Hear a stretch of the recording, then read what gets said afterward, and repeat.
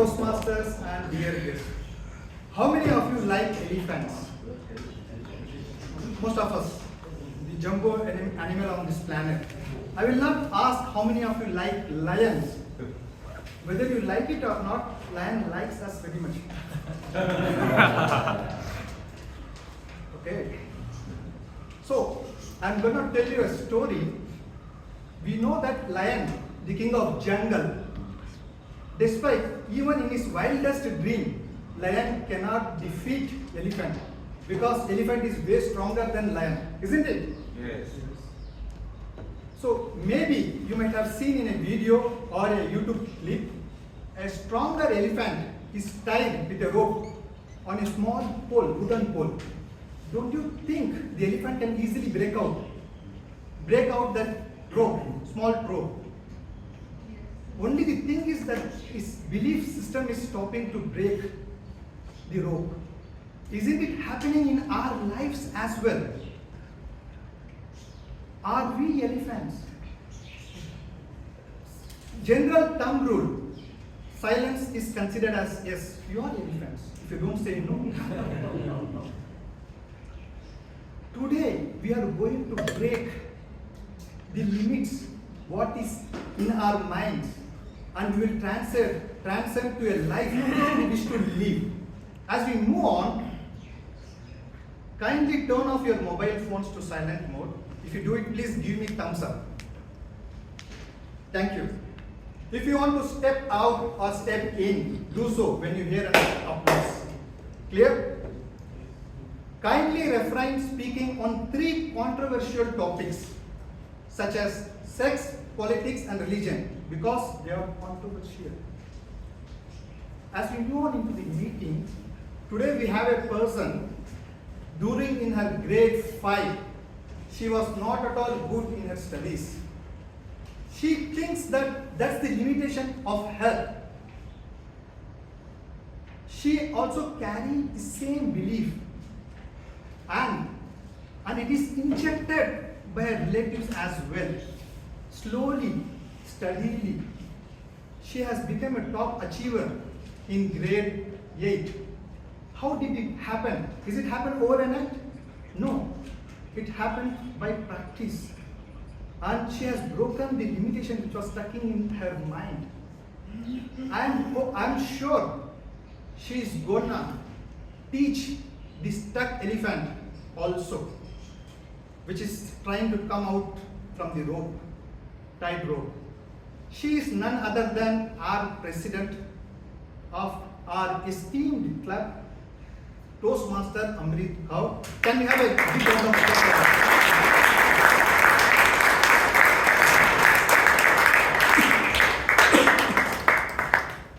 Thank you, Toastmaster Imtiaz, for that beautiful introduction. Good evening, everyone. Good evening. How are you doing today? Top of the world. Very good. We have learned it from the great members of our club. Okay, I can see that there are some guests in the meeting. May I request them to please stand? Okay. We welcome you all to our meeting today. And how do we welcome our guests?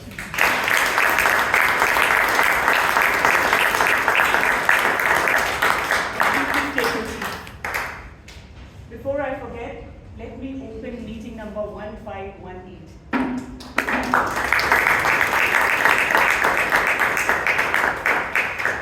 I would like to invite our secretary, Toastmaster Abhinava, to read out minutes of meeting 1517.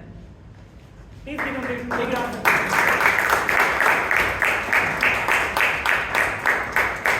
Good evening, dear Toastmasters and guests. Good evening. Nice to hear a nice voice from all of you. For the last week's meeting 1517, it was a special meeting dedicated to Women's Day. The theme of the meeting was Lead Her, Equality and Empowerment. The word of the day was tenacious, meaning persistent and determined. The awardees for the last week's meeting are as follows. With the Best Speaker award went to Toastmaster Jival Mansi. The Best Evaluator award went to Toastmaster Shivangi Bhatt. The best role taker award went to Toastmaster Chaitra Chandrapillai for the general evaluator role. The best auxiliary role taker award went to Toastmaster Avnishana, and the best table topics award went to Toastmaster Distinguished Toastmaster Rajdeep Manwani. The total member count for last week's meeting was 33 and number of guests was 6. With this, I hope we all make this meeting transcend to be a great meeting in this month. I hope you have a nice evening. Are there any suggestions for the minutes of meeting? No? The minutes stand passed. Thank you.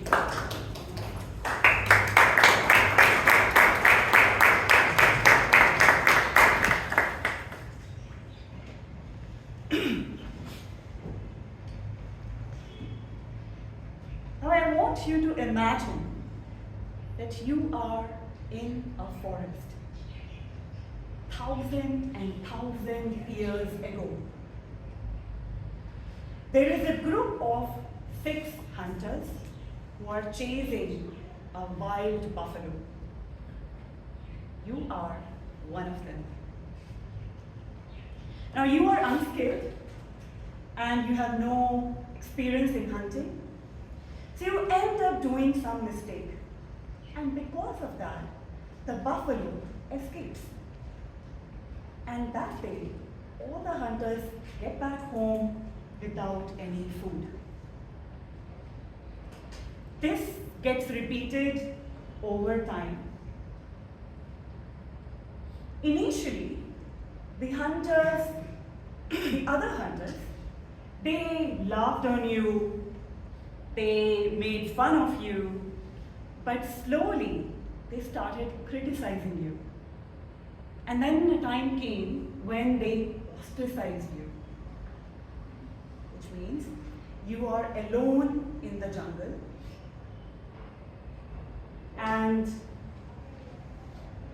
being part of the hunter group, when you were at the top of food chain, suddenly you have come to the bottom of the food chain, which means that any wild animal can hunt you down in no time.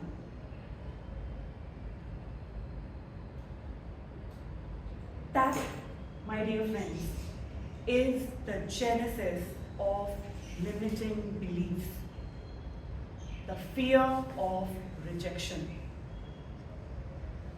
This is the biology and the anthropology which has shaped us over generations. Now we are no more hunters and gatherers. Our living and working environments have changed, but our DNA and our brain is wired and programmed to avoid any social rejection, and we yearn for acceptance. Now imagine a situation where you are coming on stage to speak, or you are going to an interview.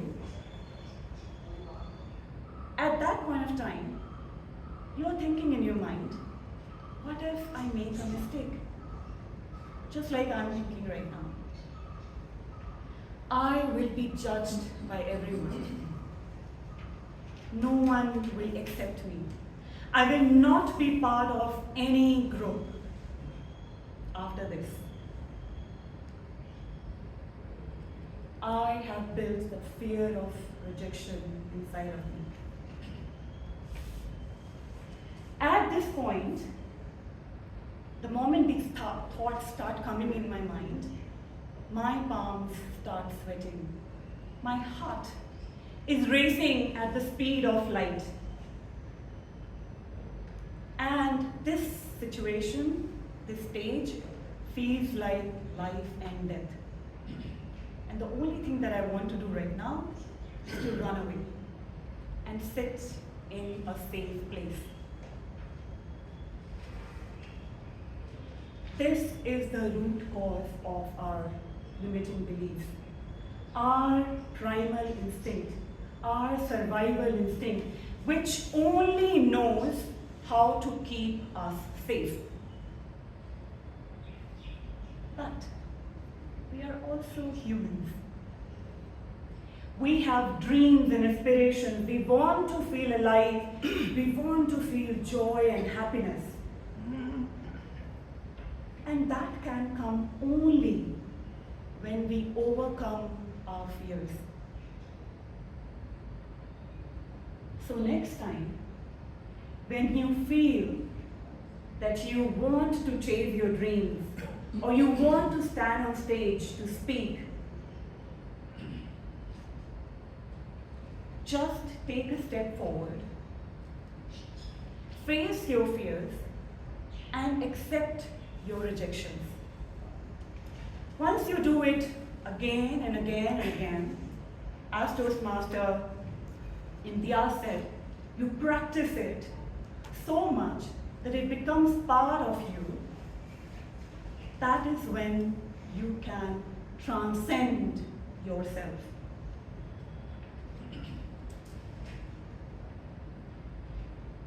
Now, I know someone who has worked really, really hard to transcend his life to his passion. He was working a 9-to-5 job, a corporate job, but he really wanted in his heart to follow his passion of trekking, running, and cycling. In his mind, he had this fear that if he leaves his corporate job, no one would accept him. He will not be part of any group. But his father told him to work on his skills. And in addition to working to become a great event planner for all the events that he loves, he also skilled himself to be a financial planner. Now he is consulting many people in their and has become a financial advisor. But when I spoke to him, he said his limiting beliefs, or beliefs that he would not be able to do something, they keep seeping in. Every time he has to go for a new climb, or every time he has to go for a new run, those beliefs come. But by doing it repeatedly, he has been able to overcome those fears. This particular fellow currently is working as part of our subcommittee with the treasurer. Just imagine two financial planners, one CA and one financial planner, taking care of the treasurer role for a club. We will go great heights. They will be able to, and I'm very, very hopeful they will be able to solve a lot of our stressing issues. One thing which I really loved and admired about him is that when all the entire executive committee was going for a leadership training, he was the only one to volunteer and be part of it, which I found extremely shows his commitment and extremely shows his passion. He is also someone that I remember as Vice President Education in the last term. There was one time where someone had dropped out of the role last minute, and I approached him and I asked him, "Can you please take it?" And he told me, "Amrith, consider me as your joker or a wild card. And anytime you need me, you can just put me in wherever you need, irrespective of the role." That gave me a lot of confidence. Today, also, he's playing that wild card because the role taker dropped in at the last minute because of some reason. So, ladies and gentlemen, please join me in welcoming the passionate, the persistent, and the personified Toastmaster of the day, Toastmaster Pradeep Padmanabhan.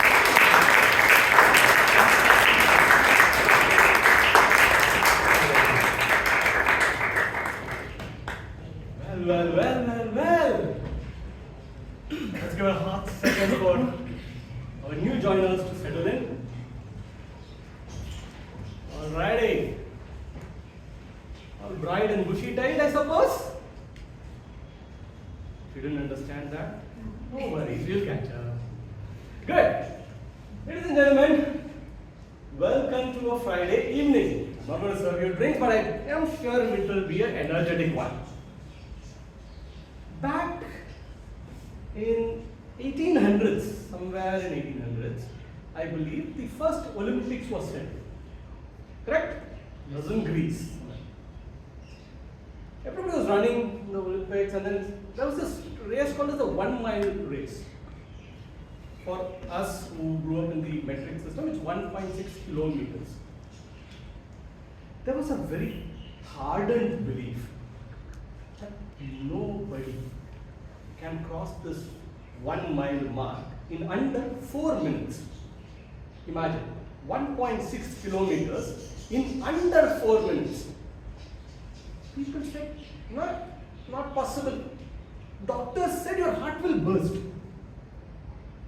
Theoretically, practically, it was declared impossible. Except one person refused to believe that. This person said, okay, fine, if it's not possible, it's not possible, but let me try, no. What's the harm? Puchne mein kya jata hai? So he just ran. And what happened? He didn't cross it in the first part. He didn't cross it in the second time. He didn't cross it in probably the 10th, 20th time. But eventually, in 1952, he crossed it. 3 minutes, 59.7 seconds. 59.7. He barely had less than a second to close the mark. And he barely finished it. Something which took from 1800 to 1957 or 54. Pardon me if I don't remember the exact number.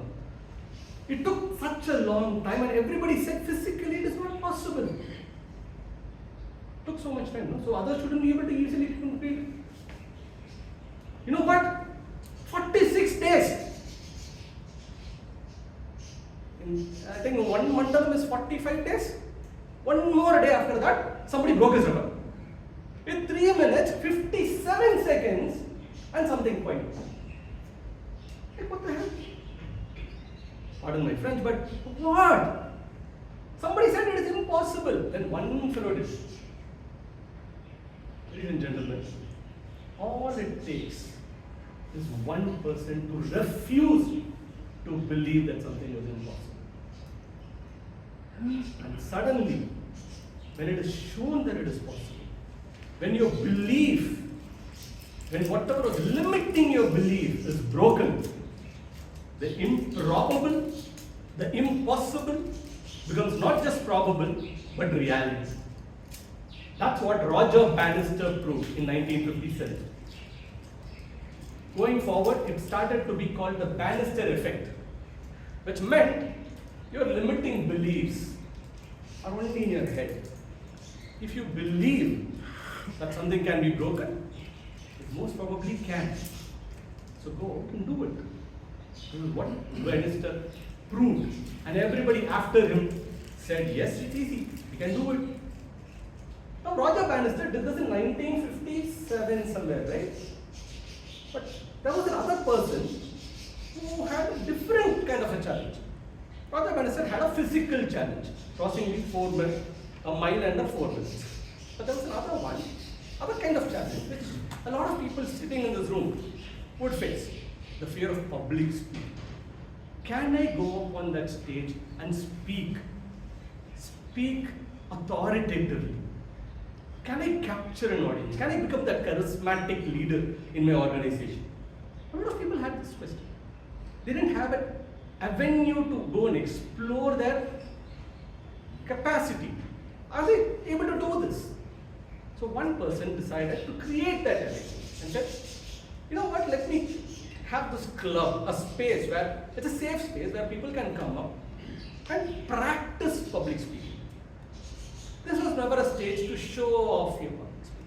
It was a safe stage to practice your public speaking, to make mistakes, to make a fool of yourself, and then learn. This person is Dr. Ralph C. Smedley. He started at one club. He did not take off in a big deal. He failed, but he didn't leave. He was persistent at it and kept on at it, and eventually, today, as we stand, we have more than 100,000 clubs spread across pretty much every country that you can think about. It's practically like the United Nations of public speaking. And we are one of the prestigious clubs in India. We are only the second ever club to open in India, and we are still standing strong. Such a strong tenure, does it come easily? No. It comes with a lot of schedule, a structure, a proper ability to conduct an evening which is expressive and informative. Correct? So to the benefit of our guest, if you're wondering what is my evening going to look like, I will be your chauffeur for the day, for the evening rather, and I will guide you through three major landmarks. The first landmark is your planned speeches, prepared speeches. As you can see on the board, we have three different speakers who will come in and present their prepared speech. Right next to them, you see a list of evaluators. They are the people who are going to evaluate the speech and say, my dear friend, this was something you did brilliantly. This was something you're going to probably improve on. So on and so forth, right? And then, after all of them, there's somebody called a tag in the third column there. Tag. We've all played this game, right? In childhood, tag, you're it. If you think we are going to run around the hall playing a game, sorry, I'm going to disappoint you. Instead, we have these three evaluators who all report towards a gentleman called the general evaluator. That general evaluator is supported by this team called as a tag team. So let me quickly say, call out who this tag team is. I'll introduce the general evaluator later when he has to come on stage. Now the tag team, first one, timer. T as in timer. Would you please come up and introduce yourself and your role, sir?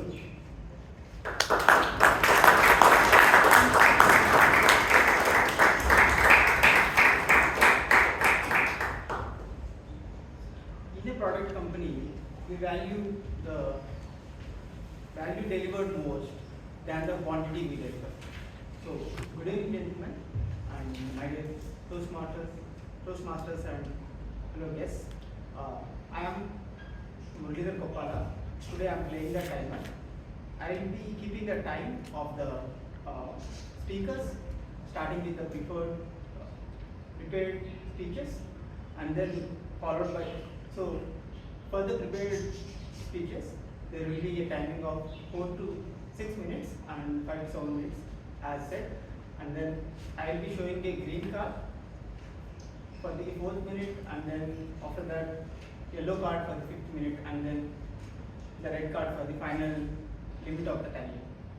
Likewise for the 5 to 7 minutes as well. And for the evaluator feedbacks as well, I will be also doing the timer cards. For the table topics, it will be 2 minutes limit, and I will be showing the green card for the 1st minute, followed by the yellow card for the 1.5 minute, and then red card for the 2 minutes. I would like to close the or remind all of you that please don't transcend beyond your red card limit and help to keep the time. Thank you.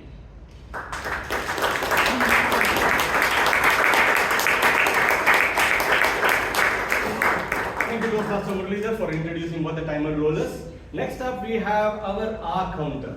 To introduce himself and his role, let's welcome our R counter of the evening.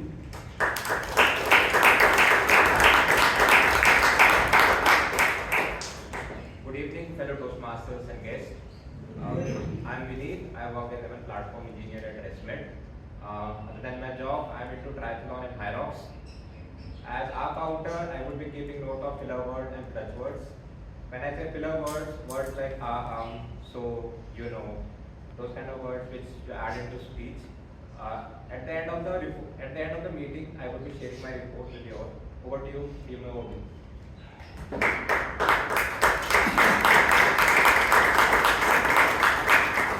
you, Toastmaster Vineet, for that crisp introduction of what an R-counter is, and to introduce our G, the grammarian of the evening. Let's welcome the grammarian.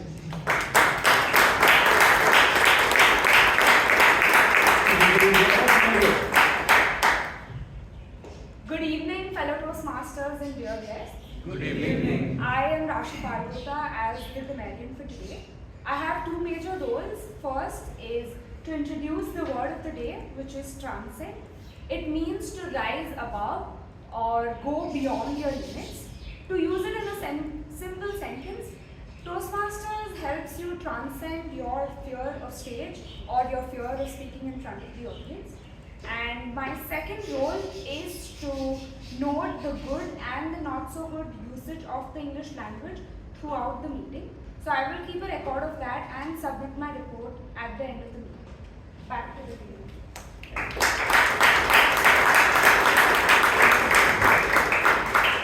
Thank you, Toastmaster Rashi, for introducing the grammarian role to us. All right, with that we have the team ready. But when I introduced the evening's proceedings to you, I missed out one serious event. We had the prepared speeches, we had the evaluations. This was kind of a little boring, right? Let's have some fireworks in between. To do that, we have something called the table topics. Okay? I'll introduce the table topics master as and when he is required to come on stage. Now, with that, shall we transcend into the evening? All ready? Ready? Ready. Thank you. Good. Before I introduce the first speaker to you, let me introduce our first evaluator for the evening. And for that, just give me one quick second. Alright. Our evaluator number one for the evening is a lead software engineer who works on, you might have guessed it right now, is generative AI. Everybody talks about AI. So if you have a question of AI, you can contact him. So our evaluator has a passion for learning something new always. Obviously, AI is much ahead and he has to catch up.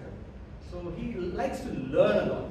And when I asked him, what does this theme resemble to him? What does it signify to him? He said, there is something about learning something, and with that, you need to be able to break more and more avenues in future. Ladies and gentlemen, please put your hands together to welcome Toastmaster Tirumalesh to read out the guidelines of the speech.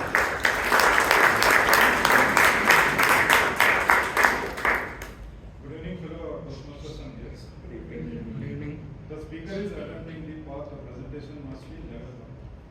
The purpose of this project is for the member to introduce themselves to the club and learn the basic structure of a public speech. So, all the best to the speaker.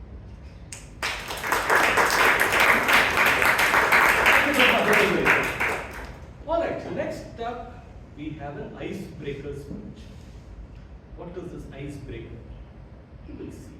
But who's going to give the speech? The person who's coming up on stage is a digital transformation specialist, passionate about tennis, and he has a very simple belief. Something that related to me a lot. 1% of something. Improve 1% of something you're doing today. And continue improving 1% of that same thing every day, and your growth will not be 1x, 2x or 3. It will be 37x by the time you finish 1 year. Ladies and gentlemen, put your hands together to welcome Toastmaster Goutam Yenupuri.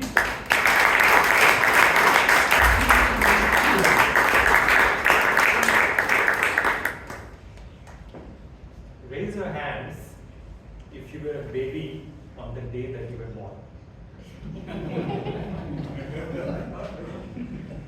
Now, just like you, many years ago, in a small town in coastal Orissa called Berhampur, a baby was born. For his entire joint family, it was after a long time that there was a newborn. Neighbors were constantly dropping by. Every smile of this baby would be celebrated. Every small achievement would be applauded. and every demand would be instantly met. Toastmaster of the day, fellow guests and fellow members. In short, this baby was handed over a really generous hand by life to begin with. And as most of you would already have guessed, that baby is standing in front of you. Now the story shifts at the age of 4. And it's still a mystery to me what my father did with his boss to displace them. He was transferred from my hometown to Mukokchand in Nagaland. Life shifted dramatically for me. Instead of all the people I knew who applauded every baby step that I took, I still recollect the long, lonely walks up a hill to my first school. Instead of blabbering excitedly in 2 languages, Odia and Telugu, thanks to the bilingual hometown, I found myself surrounded by people who spoke a completely different strange language. And instead of looking at familiar, encouraging faces, I still remember I used to look at the mirror and think, am I different from people around me? This was the first big beginning of my life. And little did the 4-year-old know that there were many more to come, many, many more. In my entire school career, like my education, I changed 6 schools. Needless to say, every change was a pain. Saying goodbye to friends I had just made. And this was pre-social media, pre-mobile days, so it was a permanent goodbye. Figuring out how to make new friends when people were already in gangs of friends. Figuring out all over how to get into the good books of the new teacher. And most importantly, survival. Because a lot of the times I would join midterm and the exams would be the next week and the syllabus would be totally different. Now, while all of this was unpleasant, life was unknowingly also teaching me some new lessons. I started to see the silver linings, not only the joy of a new uniform, I took it as a chance to kind of reinvent myself.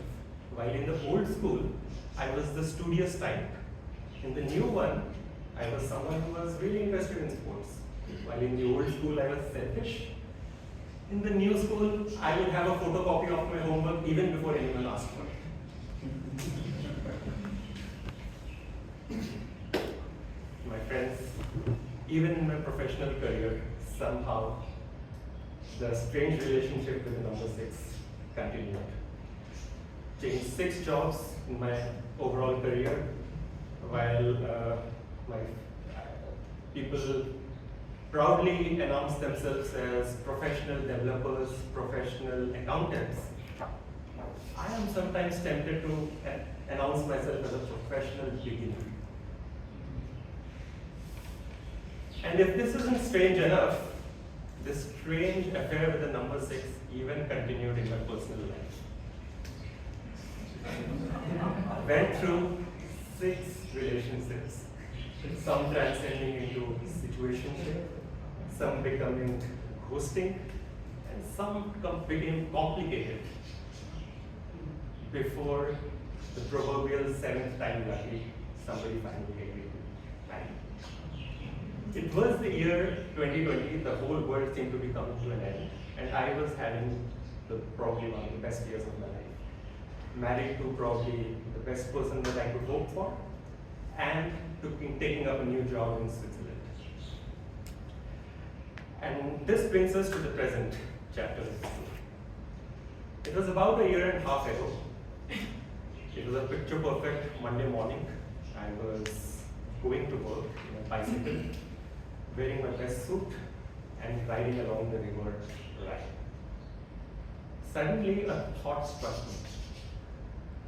I was starting to remember the wonderful weekend I had hiking in the Alps, and the thought became a calculation. I figured that even if I am lucky, I probably have another 2,000 weekends left. The thought changed slowly into a decision. This time, instead of life giving me a new beginning, I thought I will intentionally decide for a new reset for myself. In 6 months, I was back in India, focused on my relationships, health, and my interests, which were long dormant. Instead of the corporate credit card, I now had a guitar pick. Instead of the fancy sling bag having a laptop, I had a racket bag on the back.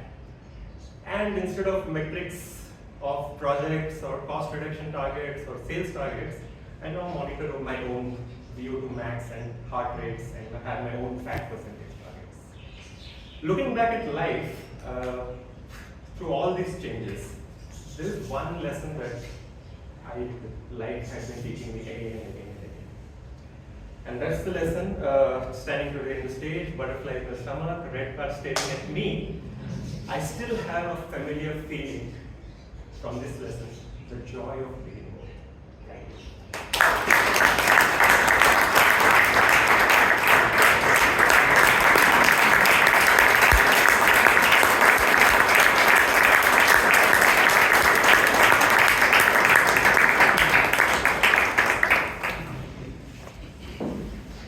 Well.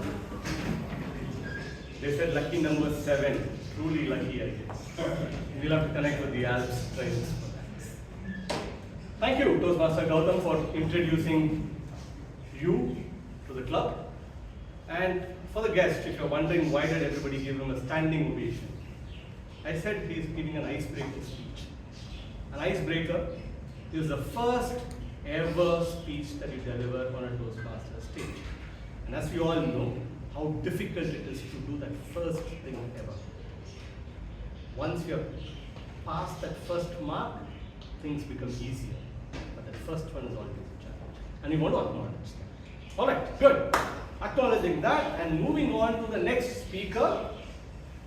Evaluating the next speaker, we have a very experienced and veteran Toastmaster who was a retired government bank executive.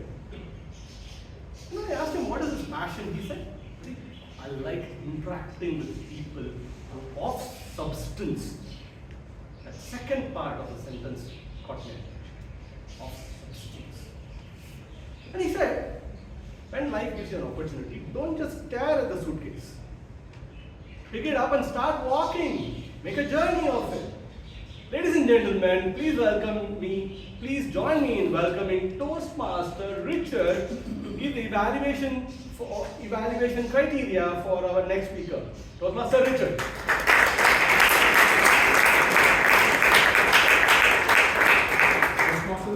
Toastmaster guest. The speaker is attempting project understanding your leadership style. And the purpose of this project is for the member to identify his primary leadership style or types. Also for the member to share some aspect of his primary leadership style or discuss leadership styles in general. Length of the speech is 5 to 7 minutes. Over to you. Thank you. Thank you, Toastmaster. Our next speaker is a corporate professional with about 9 years of experience, and he loves to learn new skills, reading, and binge watch any series or movies. And he also has a lot of fitness goals for him. And he strongly believes that beliefs can make or break us. If you believe he can achieve it, even if you believe he cannot, he won't ever. Ladies and gentlemen, put your hands together in welcoming Toastmaster Nitish Kumar on stage, please.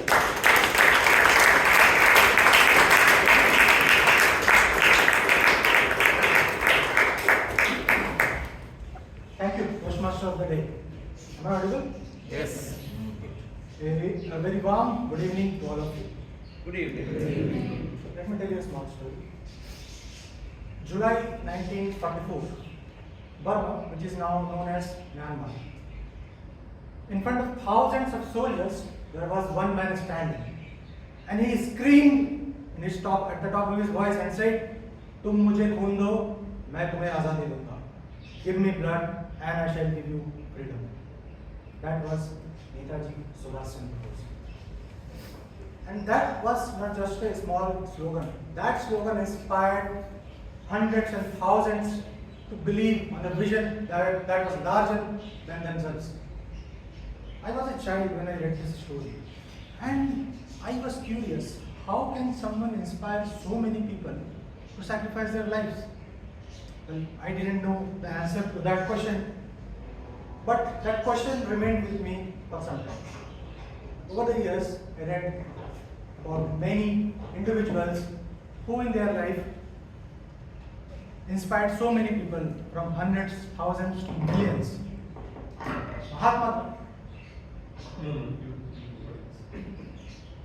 Mahatma Gandhi led millions in short march and proved that the empire could be challenged with peaceful resistance. Steve Jobs came to a struggling Apple company, transitioned into one of the biggest tech companies in the world. Mahendra Singh Dhoni, 2007 T20 World Cup, what he did, he gave the last over to a young player, and that led to the victory. There are thousands of stories like this. What is common thing? They all were great leaders. And over the years, I have worked with many. I have seen many, I have read about many, and I have worked with few in different organizations. Only one thing stood out. They all were different. Everybody had their unique styles. And that made me curious. What kind of leader I am? To get the answer to that question, I went to the Toastmasters website, gave that leadership assessment test, and I thought it will categorize me into one or two type of leaders. The Toastmasters website has 8 different type of leadership styles. And out of that, in 5 I scored very high marks, in 2 slightly lower, and only least in 1 of the styles. And that was interesting for me. I thought something is wrong with the results, or maybe with me. So I went to my best friend, ChatGPT, and it said, "Relax, there's nothing wrong with you. Your leadership style is not fixed, it is adaptive." And that kind of started clear things for me. And I started connecting with my past experiences. A couple of years back, I was working on a critical project. The team was small, and I had to deliver something very fast. And the project started, my whole focus was to make sure that the team is comfortable with each other. The relationship is strong, because once they are comfortable with each other, the productivity will follow. And I was correct up to a certain extent. The only problem was that I was so much focused into building the harmony in the team that I forgot that the team has lost its direction. And also I was avoiding the difficult performance feedbacks, discussions with them. This was my affiliative leadership style, focusing on building relationship and harmony in the team. When I realized the team has lost its direction, I needed to switch something. After that, I decided to give them a clear direction and vision. What to do, how to do it, and where to go. It worked, and the team got momentum in the right direction. That was authoritative leadership style. The only problem with that approach was, when I pushed it too much, I realized the team is only following my instructions and they are not contributing new ideas. Again, a new change was required. So I started involving the team so that they can contribute their ideas, they feel heard, and they develop a sense of ownership. Once that ownership came, they started contributing more, and in fact some of them went above and beyond their comfort zone and assigned tasks. That is democratic style of leadership. And it was going so good, so well. Slight problem, the deadline of the project was approaching and I was nowhere to be close. Again, shift was needed. Then my motto for the team was high standards, fast execution. Do it fast with a very high quality. I pushed my team day and night and finally successfully we delivered the project on time. When the project got over, again another question came into my mind.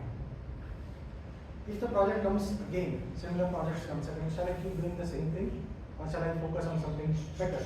Maybe I should focus on the climbing of the corporate ladder. And for that, what I needed to build someone who can replace me, who can do my work, who can lead the team now. And that is coaching style of leadership where you focus on building the next great leader. Now this is just one experience. There have been multiple instances like this in my life and I have learned so many things from it. But one thing that was common is that a great leader is not about choosing the right style, it's about choosing the style which suits the moment at the time. The team might need a push, the team might need a direction, the team might need some trust, depends on the situation. We live in a VUCA world, volatile, uncertain, complex and ambiguous. In this type of world, the leader who runs to attack will do better than everybody else. A great leader has something called situational awareness. They know when to shift the gears. And that's the kind of leader I want to be. Over to you, Shastry.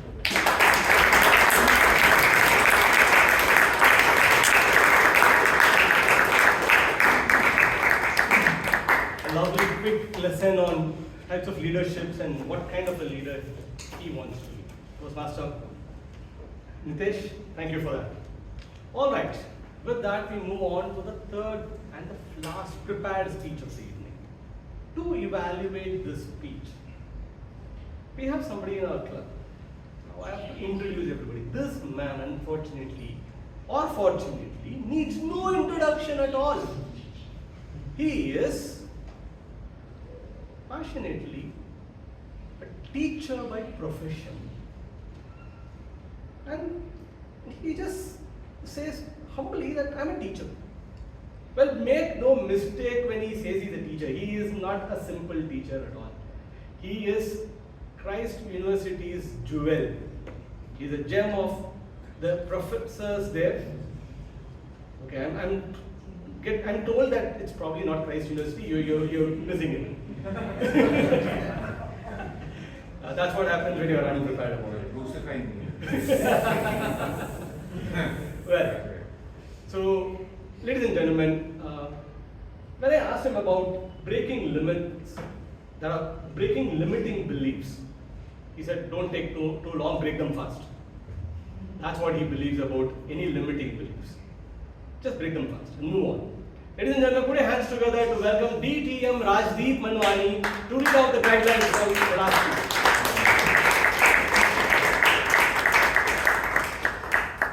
Toastmasters and guests, I'll read the guidelines on behalf of Dr. Rajdeep Manwani. The speaker is attempting project 1 from level 3 from the pathway engaging humor. The title of the project is Engaging Your Audience with Humor. The purpose of this project is for the member to determine their style of humor and apply it to a speech that centers around a central message. Tamil, please note speech length is 5 to 7 minutes. All the best to speaker. Back to the Thank you, Toastmaster Ganesh. All right. Time for the last and final prepared speech. Let the suspense build while I welcome the next speaker. A software engineer turning into a project manager, passionate about Toastmasters, bikes, and food. 3 things that I can relate to. And he believes breaking limiting beliefs is extremely important. No two ways about it. Just go out there and break it. nice evaluator, nice speaker. Ladies and gentlemen, put your hands together to welcome Toastmaster Abhay Kothari to give a speech on the depth of communication.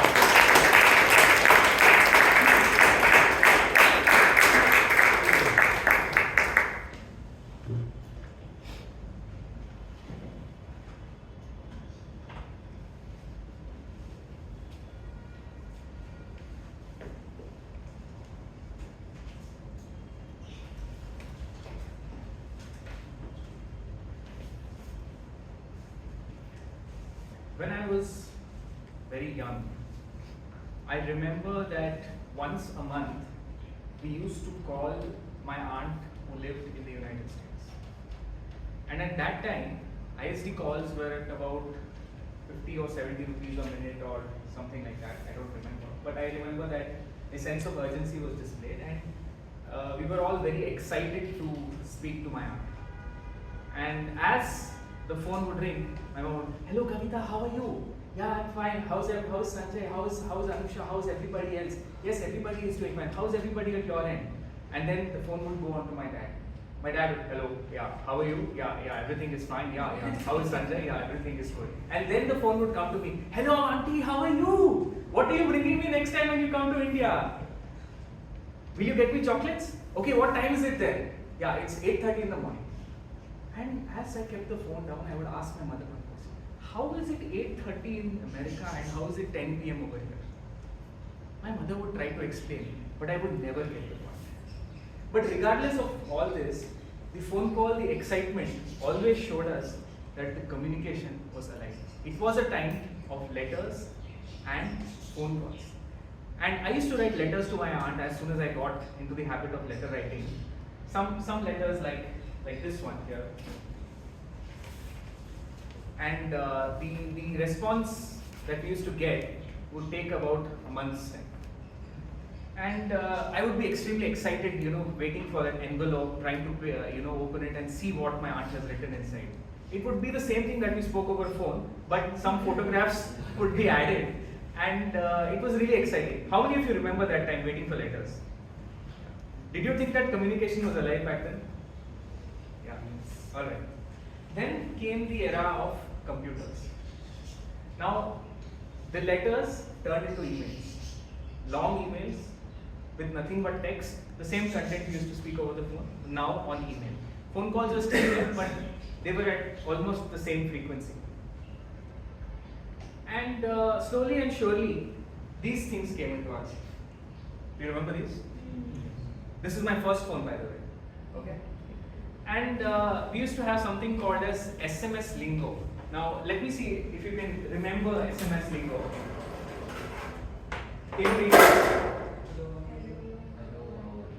Hello, how are you? And this is?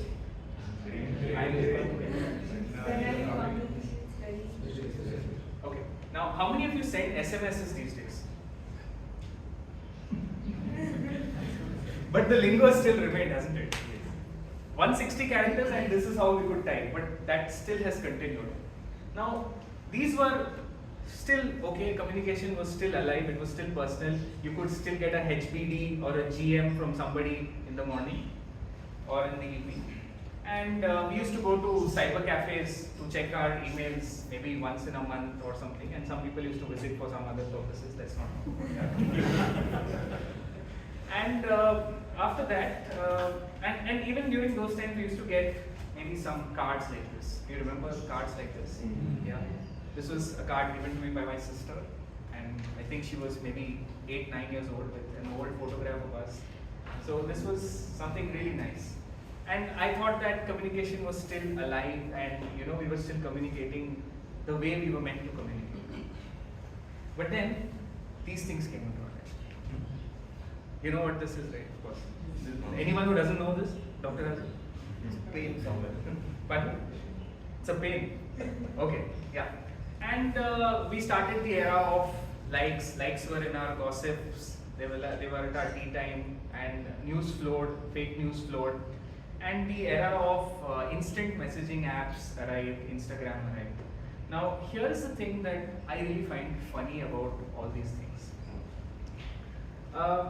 At the time when we are supposed to have no limits on communication, we can connect with anybody, anywhere in the world, at any given time, either through a voice call, a video, or SMS, or chat on Instagram or anything.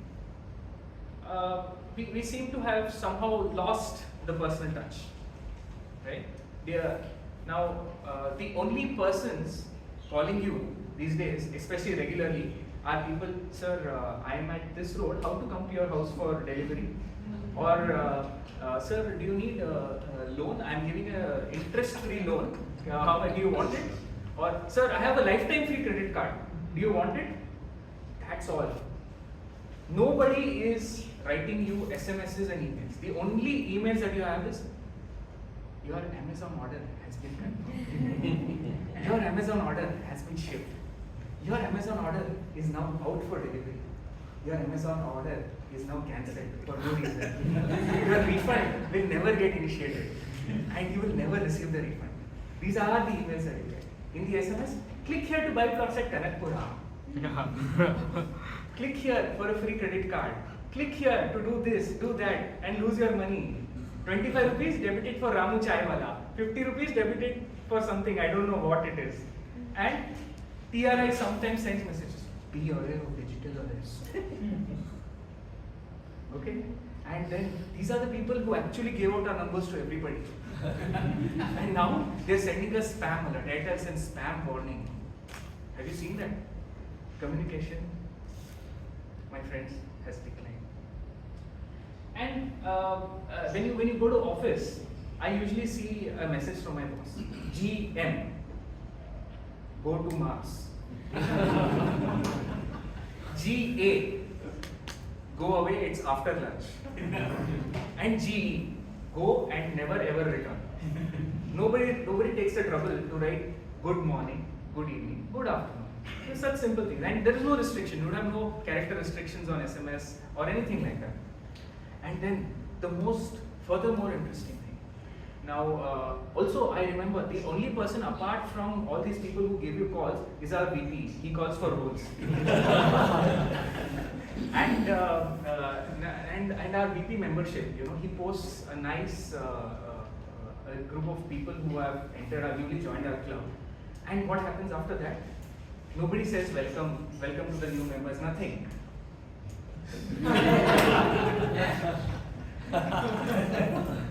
And the people who did respond?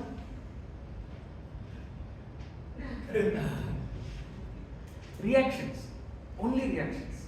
So my friends, the next time you get a chance to communicate, don't react, respond. Because as human beings, if communication is dead, then all our relationships stand dead. Back to you.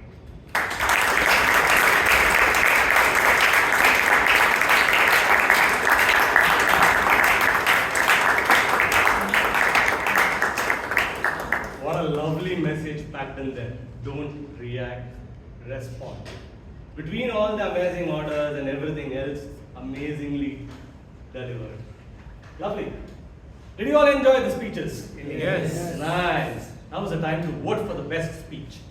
Ladies and gentlemen, our dear members, voting links ready. The password is 1331.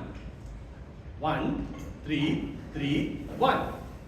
While you go out and vote, because we took a little longer than usual, our networking time has been cut down by 2 minutes and it's going to be 3 minutes. Timer, start the time now. 3 minutes, you're all free to move around. And for the benefit of the guests, the restrooms are behind this way. Please go ahead, enjoy your break.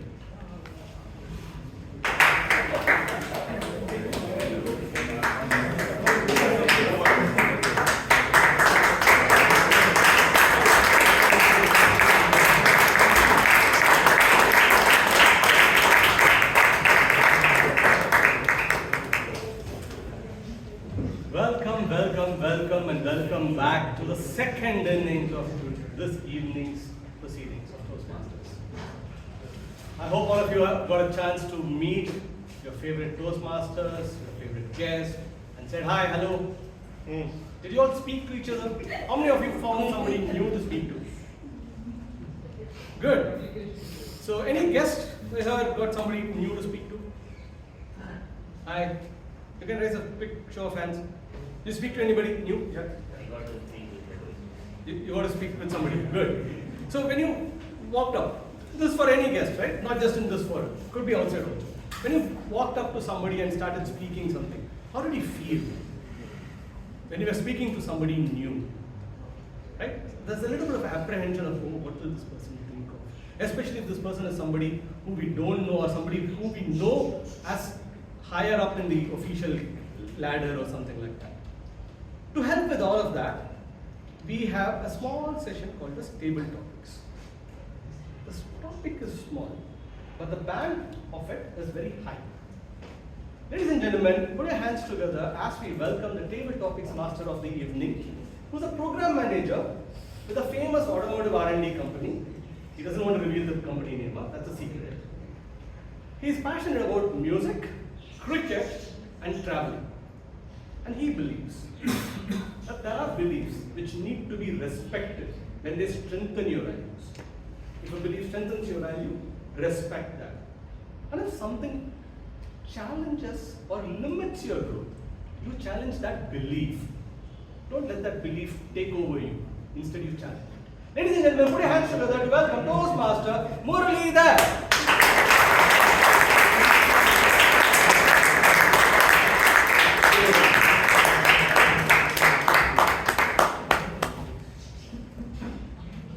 Good evening, Toastmasters, and most welcome guests.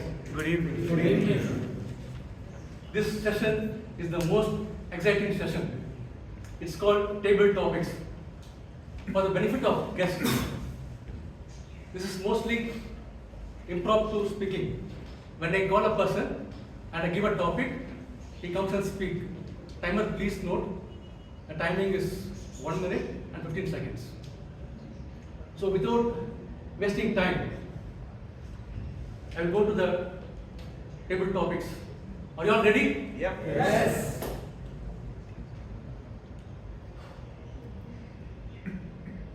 What is something you worry about that really doesn't matter?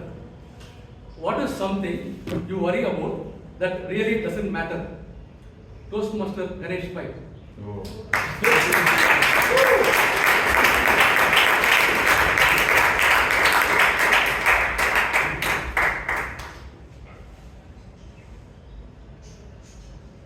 Fellow Toastmasters and guests, a very good evening. Good evening. Good evening. What do you something worry about? It doesn't matter. I think if the overthinking was an Olympic sport, I would have been a world medalist. Because I think so much. I guess it is visible on stage. Nevertheless, so most of the things I think do not matter to answer the topic, and I guess it has been sort of a habit. And when you read a lot, you also tend to pick a lot of things, new mental models and new terminologies, and there are these things, right? They call it a second order effect. So you're not thinking about only the decision, what will happen if it doesn't go right, so the second, third order. And most of the times, whatever the worst thing you fear, generally doesn't turn out that way. Nor that the best thing will happen, eventually end up happening. So somewhere the result is in between. And I guess that's what I need to internalize, that never think in terms of extreme, right? Whether good or the worst. Life typically tend to move in between, somewhere you'll get decent payoff. Hence, I think should stop thinking a lot and start doing a lot. I guess that's the path towards progress, and something which is something I should be doing for back to the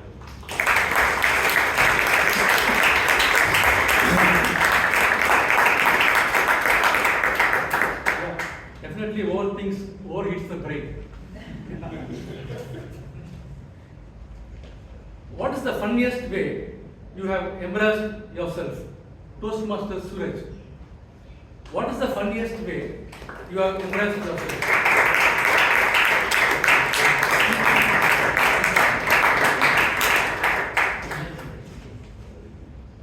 Good evening, fellow Toastmasters and guests.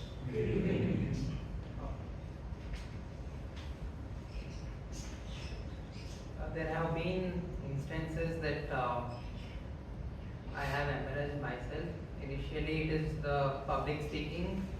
When I was small in my primary school, I was selected to say the news and current affairs, and that was when the mic stopped working and the news that I was going to say, that was not going to the audience, and there was a lot of technical difficulties, and I felt very underconfident, and I thought I am done, everyone will look down on me, and that was one of the most embarrassing moments.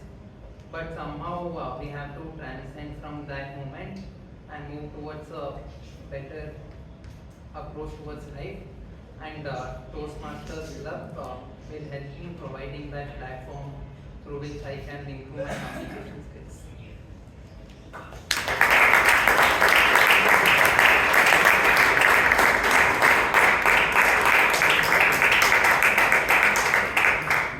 The mic was the most funniest moment for you, okay? But I can speak in the mic here. If your mind had a mute button, when will you use it? If your mind had a mute button, when will you use it? Toastmaster Alan.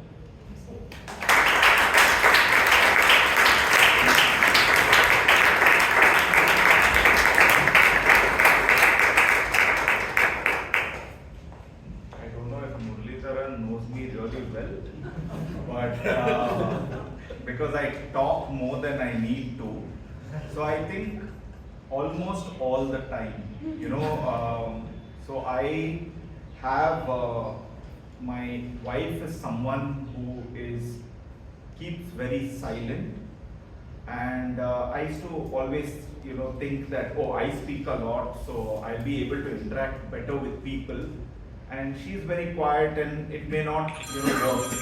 But what I found out was that many of my friends go to her and start speaking a lot, making her like a counselor. So they speak a lot, she just listens and smiles and nods. And then they come out and say, wow, what a great conversation I had with her, and she's not spoken a word, right? And most of the time I find myself thinking that, when someone talks to me, I should, restrict myself from giving my story and just listen to it. So most of the time, I find that I need to mute my mind. And even though it's been more than 10 years of marriage, it doesn't seem that it has worked in my favor. Thank you.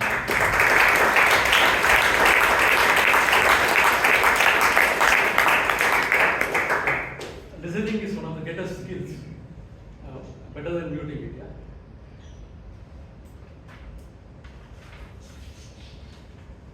What is the most creative excuse you give for being late?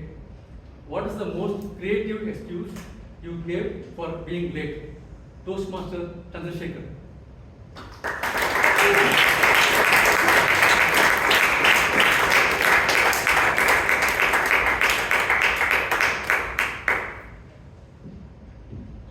I think I got a very tough question. I'm not sure what to answer. So, the most creative excuse for being late, you give for being late.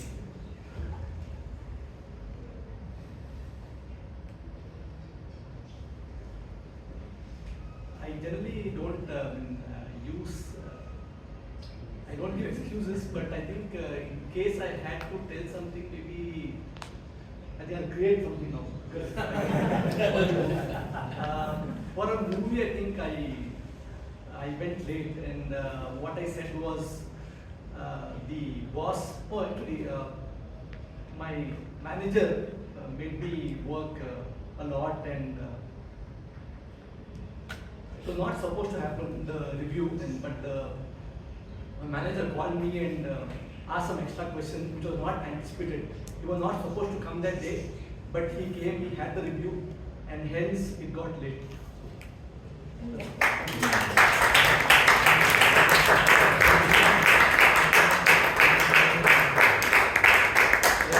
I understand you are always on time, so it will not be any excuse.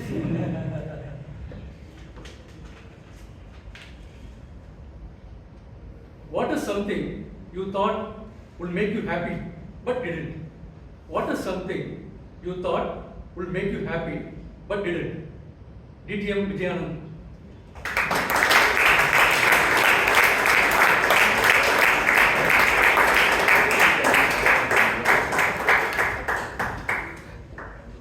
Well, it didn't happen to me, but a good friend of mine who's in the US, he thought this particular action would make him happy, but it didn't.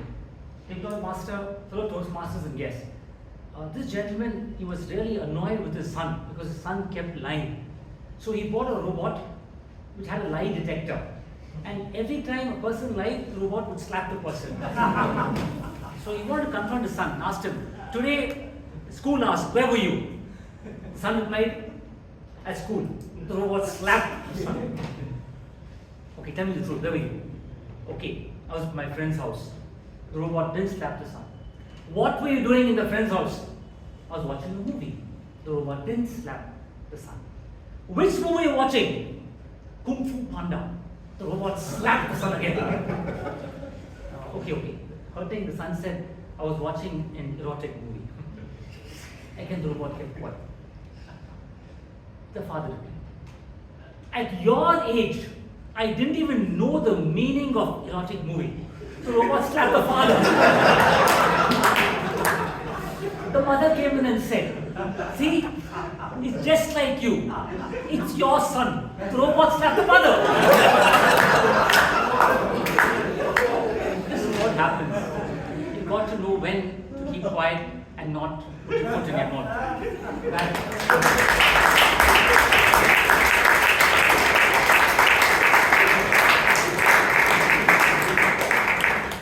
Yeah, my cheek is paining now.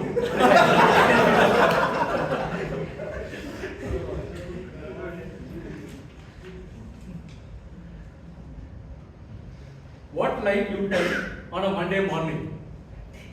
What lie you tell on a Monday morning? Toastmaster going.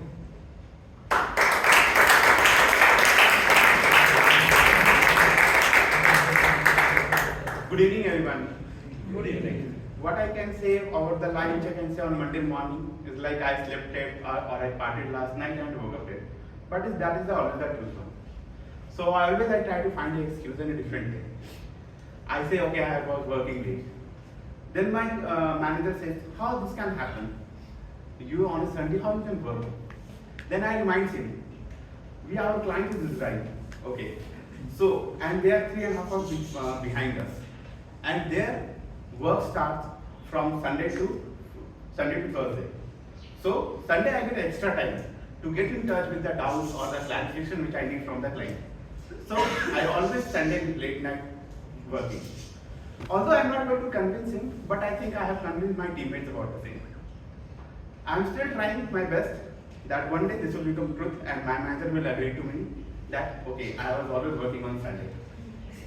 Even for this weekend, I have already given him an excuse, like Monday I will be late because there is one important call and which I have scheduled with that time. Let's see what the outcome. Thank you.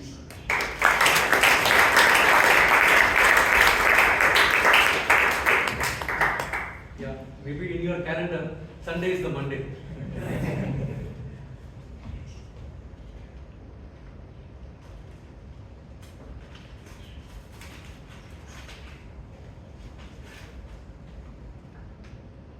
What is the biggest talent you secretly possess? What is the biggest talent you secretly possess? DTM Gangadhar.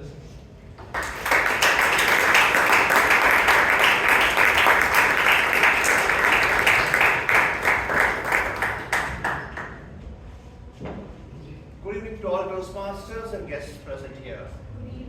What is that secret talent? No, what is the talent I secretly possess? Am I right? Okay. Very interesting question, and in introspection, I found that the talent that I have possessed and I'm now practicing is to keep quiet.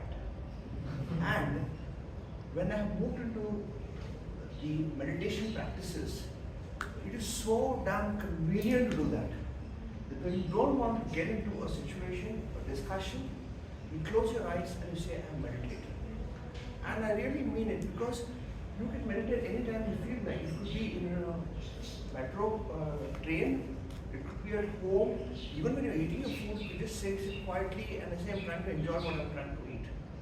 Or when there's any conversation. So I found that having started meditation, it's a very powerful tool to be with yourself, and any unpleasant interactions, to secretly meditate. Whether you're meditating or not, that's a different thing. But it's the best way to stay with yourself. Over to you.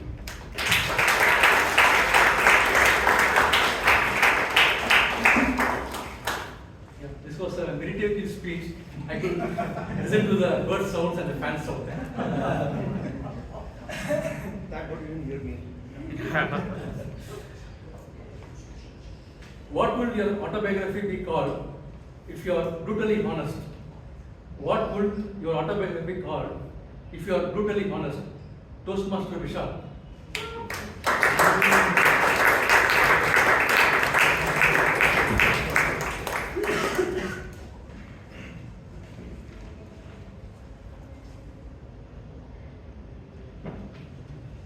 The life of the smartest idiot. That is what my autobiography will definitely be called.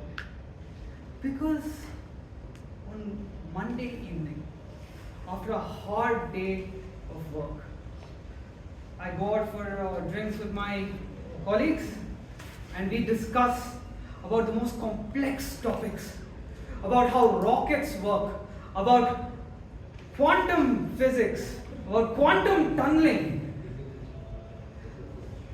And Tuesday evening, when I'm sitting around with the same people, I wonder,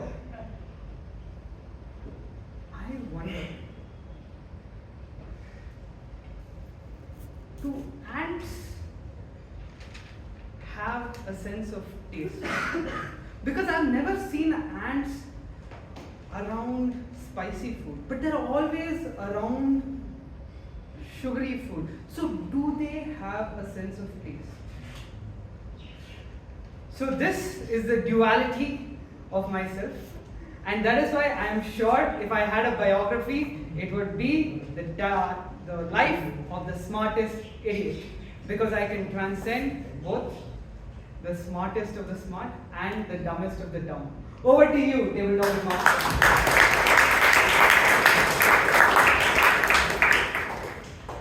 Quantum physics is all about observing. When you observe, the particles behave better.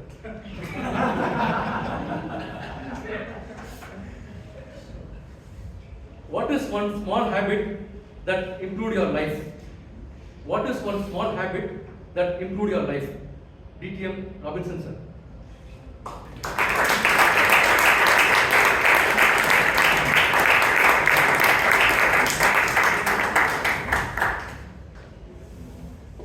To repeat the topic, what's the one small habit that improves your life? My small habit is, I always share the same with my mentees. Believe in yourself. Incidentally, that's the theme of today. Believe in yourself. Let me share with you two incidents, if possible this time.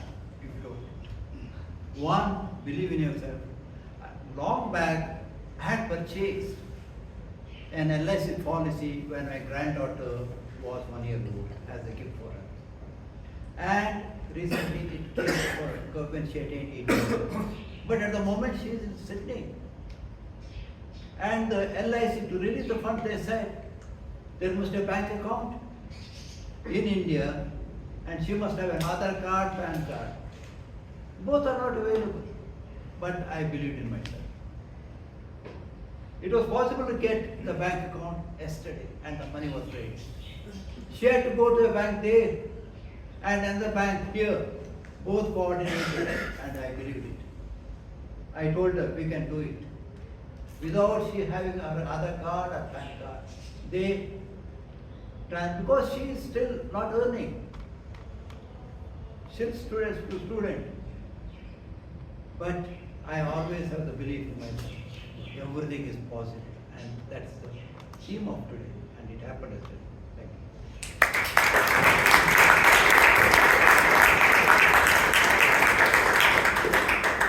you. Yes, nothing is impossible. When you think everything is possible.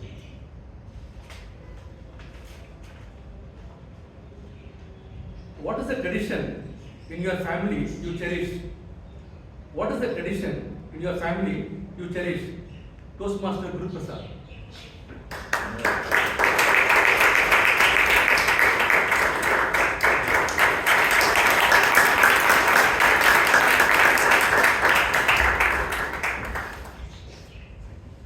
Always fun.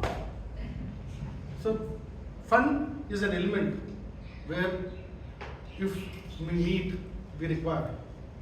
As everybody said that, like, for example, Abhay was telling that we don't have a time to respond. When in family, when we meet people, we always need fun. With fun, we need entertainment. With entertainment, you have everything. Love. With love, you have your career or your future. So for all this, what we need is you need to be happy. So the tradition for you, like no, for any family, I think meeting people is fun because I came from a joint family.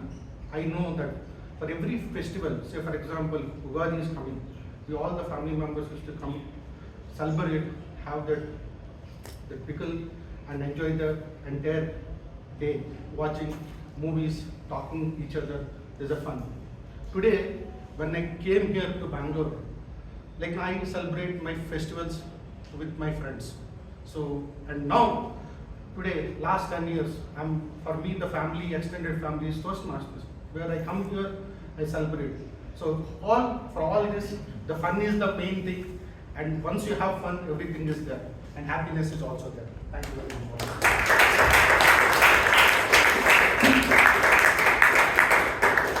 Yeah, love is the basis of any family. Of course, from that tradition also comes. It's a wonderful.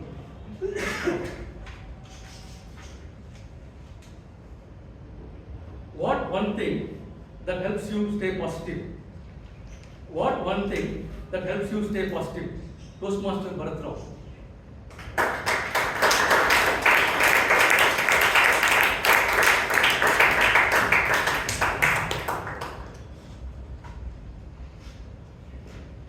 Hello, Toastmasters and dear guests.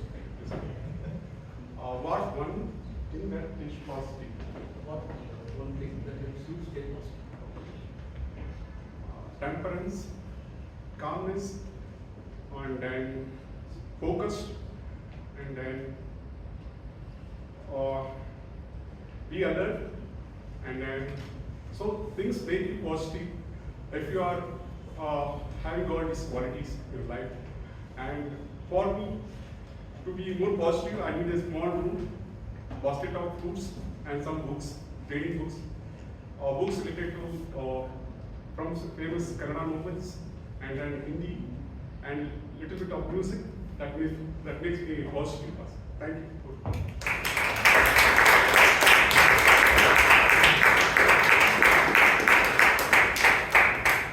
Definitely, books are very positive things to read. What is the best gift you have received? What is the best gift you have received? Toastmaster Ravi.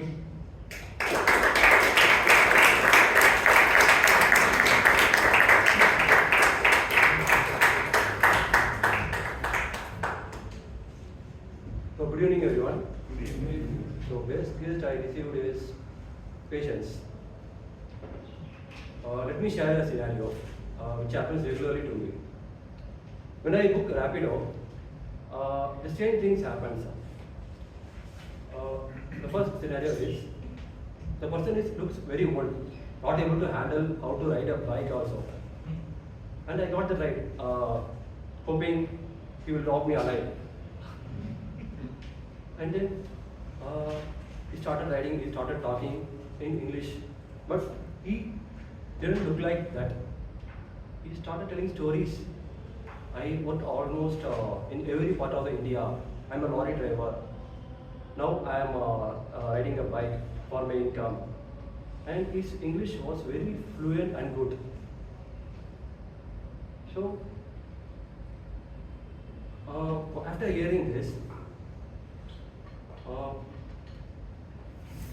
like by appearance, we should not judge anyone. And the one more thing is, because of the patience I have, I tolerated the things, like some things beyond the limit, he just shared it. And while dropping, I just given a feedback like what to do and what not to do, so then he should follow in his next ride. Yeah, back to you.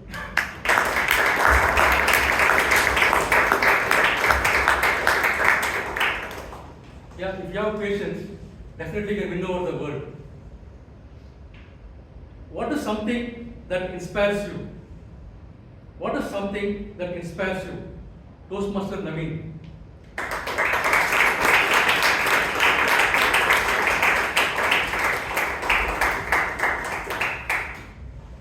Good evening, Toastmaster, and good evening, the judges. One thing I get inspired a lot after coming to Toastmaster is the learning habit, the sharing habit, the teaching and the mentoring habit in this place.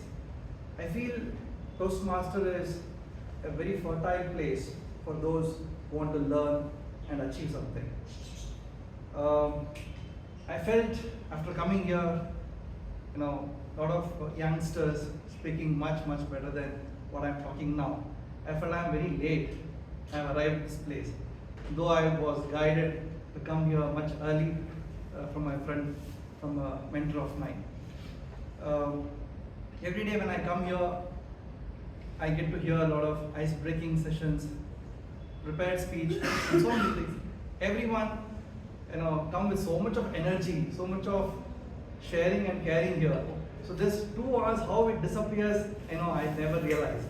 And every time they call for a topic, they say, okay, they gave you a topic and they say, and they call somebody else's name. Then I say, oh, wish I would have got this topic. I wish I would have got this topic. But later on, I get, it's very difficult for me to talk instantly like how I'm talking, but I'm just trying my best. Thank you, everyone.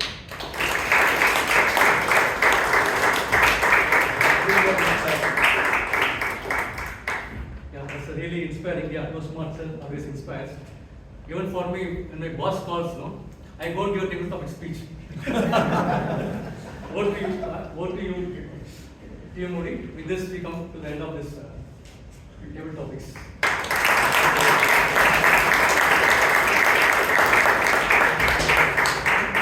Let's give a very big hand to the table topics master.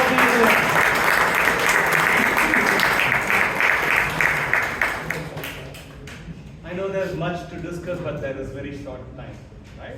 So let's quickly move on to the next session. Our next session is going to be the general evaluation. We have a sales professional for what decades experience and very passionate about blogging, travel, hiking and teaching. This person believes this topic today, it's a mental switch. Starts with intent but manifest through execution. So execute. Ladies and gentlemen, put your hands together to welcome our gender evaluator for the evening and my very own mentor, Toastmaster Alok Simha.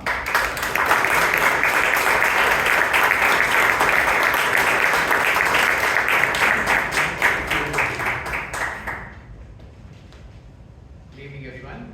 Good evening.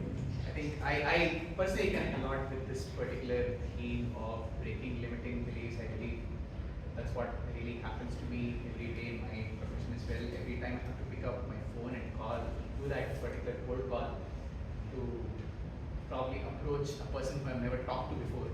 It's a whole lot of tuning that happens before I really do that particular exercise. And like the speaker was saying, every time the person doesn't pick up the call, there are two emotions that run the same place. One was, wow, okay, he didn't pick the call. But then again, the other side of me which also says, shit, you should have, pardon my friends, you should have picked that call because then I would have got a chance to convey what I want. So there is this dichotomy that always happens. Yes, breaking limiting beliefs. Thank you, team, for setting that particular agenda or theme for this evening.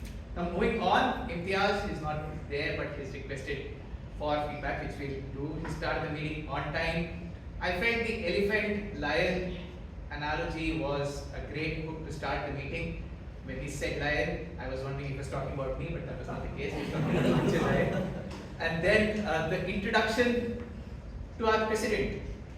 I felt it was a little off color. It felt like a mere lip service to some of the other, in comparison to some of the other introductions that I've heard in the past, done by Imtiaz and by other people. So maybe that is an area you could look at Imtiaz. But overall, he had great energy, good eye contact and body language. He started off the meeting with a bang and a hook. Totally appreciate your effort today, Imtiaz. Congratulations on the role well done.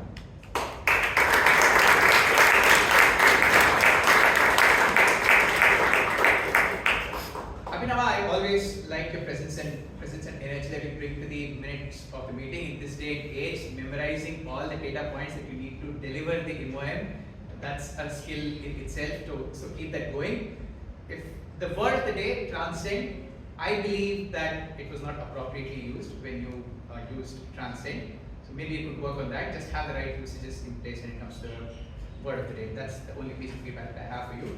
Moving on, we had our president who started off with a beautiful explanation on the way limiting beliefs shape us. I think the connection between biology and anthropology, it made me curious, it made me stay tuned to the entire story during the course of the entire address that the president had for us today. And this is something that she keeps doing on loop. Even, I think a couple of weeks earlier, she talked about Sir C.V. Raman, the Raman effect. And she connects science, she connects a lot of things that we're curious to know, takes us back to school in a sense. So it was really well done, Amrith. I enjoyed that. The pauses I felt were extremely powerful and added to your story. So I like that as well. Now, again, when it's overdone, it gets to the other side. There's a fine line. So I felt when you were introducing the Toastmaster of the day, I felt the pauses were too much and the introduction itself was too elaborate. I mean, I really understand we all love Pradeep and we want to know more about him. But at some point in time, it just kept going on and on, even with the red card being raised. So maybe you could choose 2 or 3 elements from his personality and what he's done for the club and bring that out and quote some data points back for the next time he's going to come on stage. Maybe 2 weeks later he's going to be Table Topics Master or General Evaluator, so you could use it at that stage. So that is my little piece of feedback, but thank you again for that wonderful story about the hunter-gatherer and how the fear of rejection has been embodied in us. Job well done, Amrith. Thank you so much.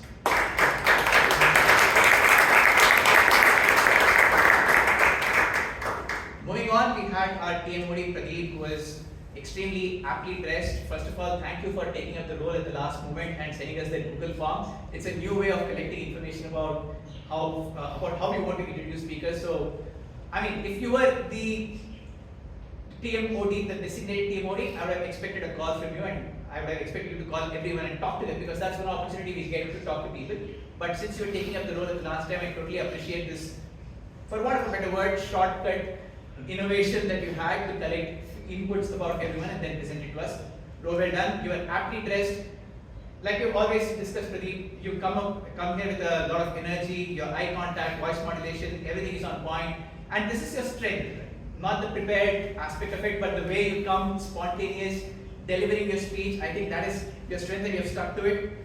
The Roger Bannister Rajdeep medley transition was extremely smooth. I could really connect with that. And I particularly like the chauffeur analogy, that you are a chauffeur driving this entire meeting with 3 different landmarks. That is a very novel way of looking at the TMOD's role. That was brought out really well. And if I were to, again, talk about a few areas of, I would say improvement, but this is subjective. So let's take it, I mean, this is my point of view. The audience and you might look to take it in the way that you feel it's appropriate. I felt the transitions between speakers could have been a little more elaborate. There was just one sentence probably, and maybe when you're winding up a speech, there's been a really good speech and you want to wind it up, maybe you could spend a little more time on that while cutting down on certain filler statements or episodes that could have been avoided. So for instance, you said nice speaker, nice evaluator, there were a couple of other statements that came in. Maybe those statements could have been avoided to give more impetus to or give the speech a little more color with your conclusion. Now, again, there was a little bit of an interlude after the break to introduce the table topics that I felt was a little circuitous again. You could have just arrived directly, like to introduce me. Now, typically, introductions to general evaluators are a little more elaborate, but that was to the point, but then there was a long circuitous way in which you introduced the table topic. So, I know you are trying to manage time, but I felt you could have managed time better at the end of the day. Again, this was a subjective part. If there was one objective thing that I would mention, I think you missed the titles of the speeches. So I think that is the feedback that I would give you. You missed the titles of the speeches. Maybe that is something that we would want to know before the speaker comes on stage. But a job well done, Pradeep. I really love the way you handled this, considering that you were coming here at the last as a fill-in TMOD. Job well done. Congratulations to Pradeep.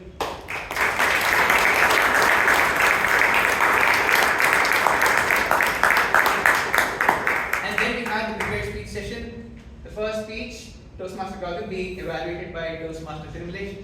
Stage all yours, Toastmaster Tirumalesh.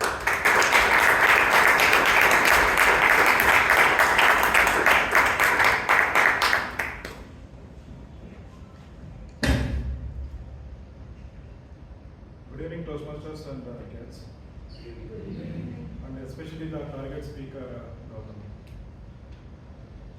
Your speech beautifully captured the theme of forever a beginner. You took us on a journey through different stages of life, childhood, career, and relationships, and finally a deeper reflection about what truly matters. Let me start with what worked well. The storytelling was very engaging. Speakers used the recurring pattern of the number 6 schools, 6 jobs, and 6 relationships. This created a memorable structure that helped the audience follow the journey easily. The second one, the speech had a clear life lesson. The moment when the speaker realized that the limited number of weekends left in his life was powerful. That reflection created an emotional turning point and led to the message of intentionally choosing our own path rather than letting life choose it for us. This insight gave us the speech depth and meaning. Third speech ended with a strong transformation, moving back to India, focusing on relationships, health, and personal happiness. It showed the audience how the speaker applied the lesson in real life, which makes speech authentic and inspiring. Couple of suggestions, in my opinion, when describing the childhood move on the loneliness caused by the language barrier, sharing a personal scene, perhaps classroom or playground experience would be helpful. Apart from that, you could have used the stage well. You were standing at the one point, but yeah, that should be okay. Overall, this was a thoughtful and reflective icebreaker style speech. It introduced us to the speaker's life journey. And thanks for reminding us that sometimes the greatest strength is the courage to start again and remain forever a beginner. Yeah, this is my evaluation.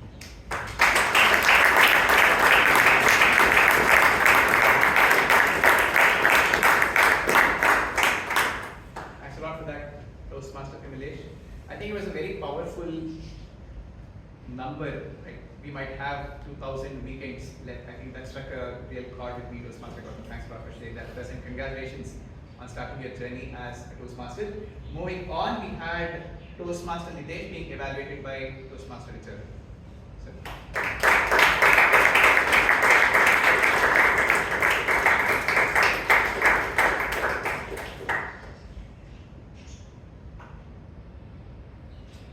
General evaluator, Toastmasters, distinguished guest, and Nitish in particular. Nitish, I really congratulate you for that strenuous speech. Today, leadership has become a cliché word. Whenever a child is admitted to the school, it is taught to be a good leader, and you did it marvelously well. You started your speech with very good opening, the story of Subhash Chandra Bose, give you blood, I will give you freedom, and those were the examples of Mahatma Gandhi and Steve Jobs. A job very well done. You had beautiful transition into the body of the speech. You chose your own experience. Nothing can be narrated better than his own experience. Self-knowledge is the best knowledge. You did knowledge there, and you told different leadership styles adaptive, where you wanted harmony to be built, but there was no direction to the team. And when an authoritative leadership was employed, there was no contribution individually from the members. Democratic style, everyone did as he wants, but there was no direction to the team. And I highly admire reflection which you had. If the same project is given to me next time, what I would do?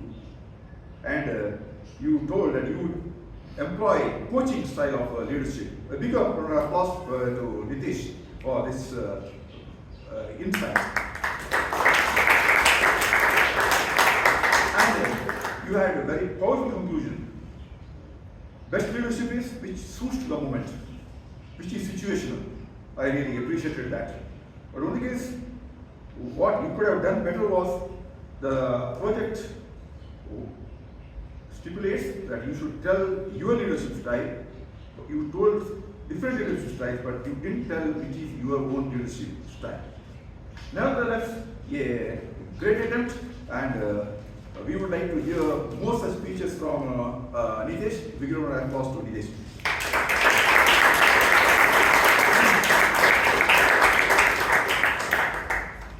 Thank you, Toastmaster teacher. Nitesh, job well done. It's sometimes difficult to keep the audience hooked on a topic like this, but by bringing in some amount of history and your own personal experience, I think you really made the speech interesting. Thank you so much for that. Moving on, we had our final prepared speech speaker, Toastmaster Abhay, being evaluated by TTM Rajdeep. Rajdeep, sir.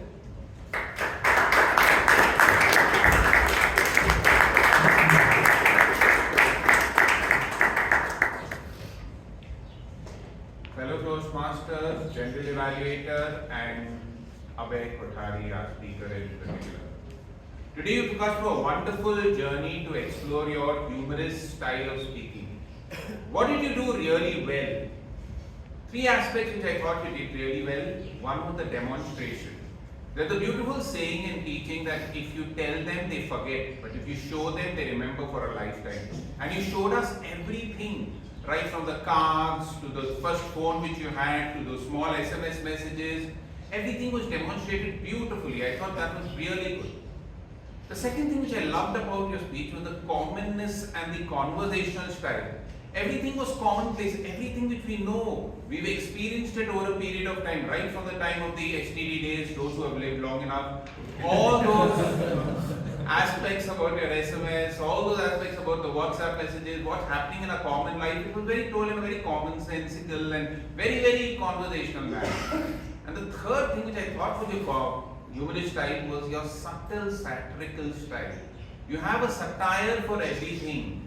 The way in which you told GM, go to Mars, G, go everywhere. So it was very satirical and you brought it out really well. So there was a subtle satirical way of your humor.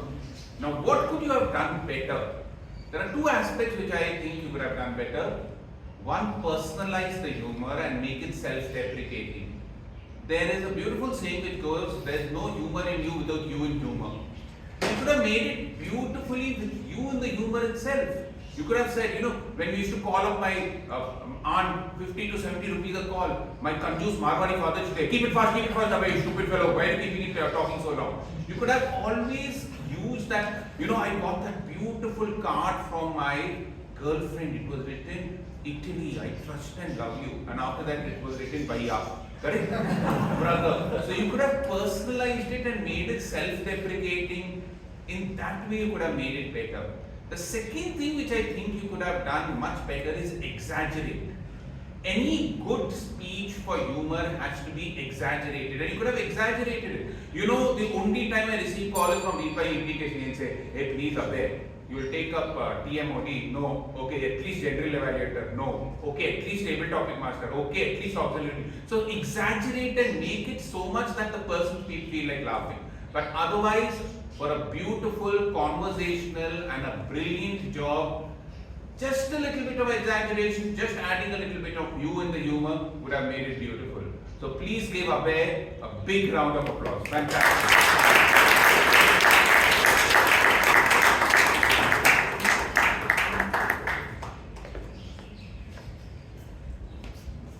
Thank you, Toastmaster Rajdeep, for that evaluation. While Abhay was speaking, I just remembered. Okay, there was just one thing that I remembered that probably I thought you would mention, the reply K. You type a huge long message and at the end of it you get a single letter that says K.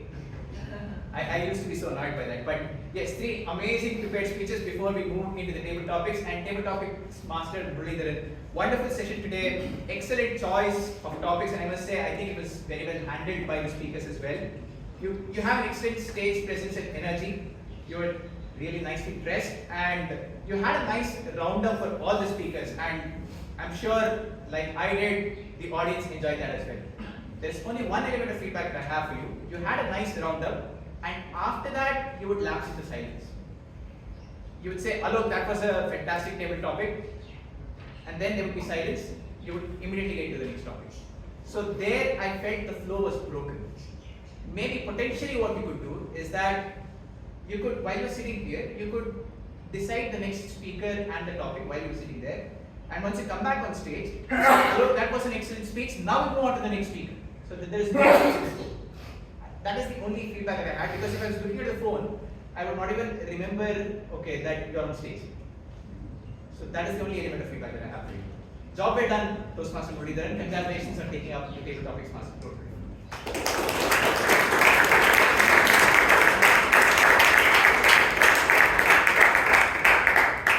With that, we move on to the tag team who have been patiently evaluating the entire meeting. As timer, we have Toastmaster Muralidhar. So we have both Muralidhar and Muralidhar today. Toastmaster Muralidhar.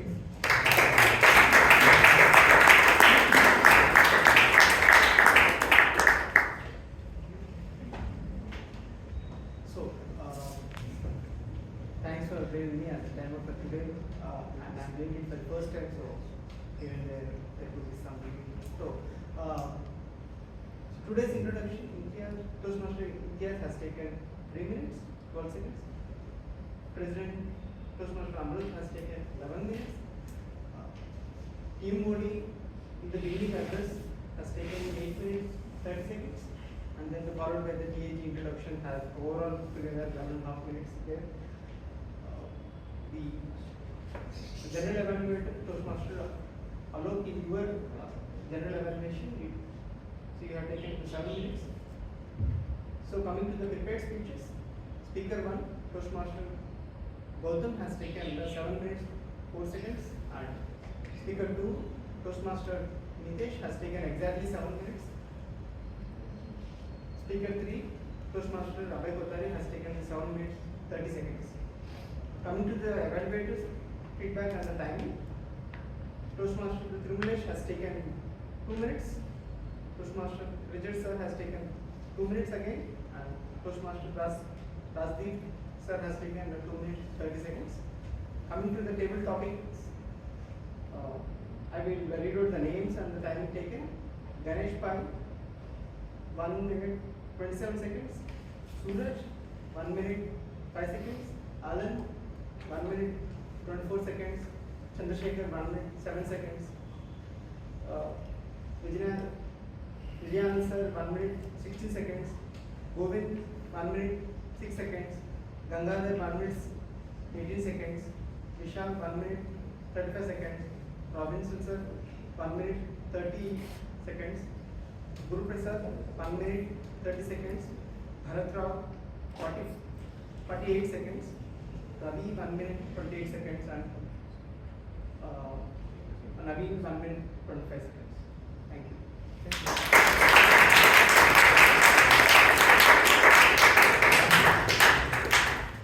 Toastmaster Muralidhar, job well done. You're taking up for the first time.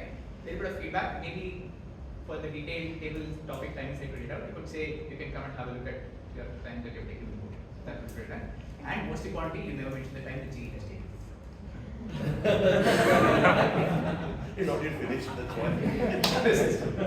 Anyway, moving on, we have the art of the Toastmaster.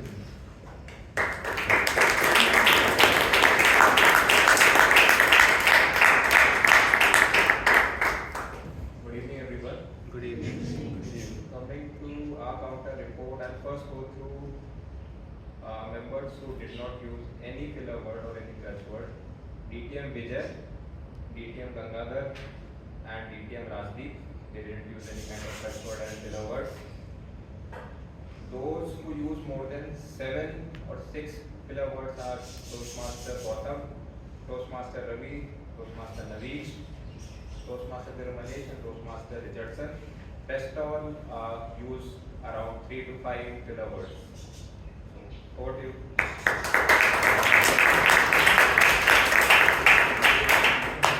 The grammarians row, we have Toastmaster Rajdeep.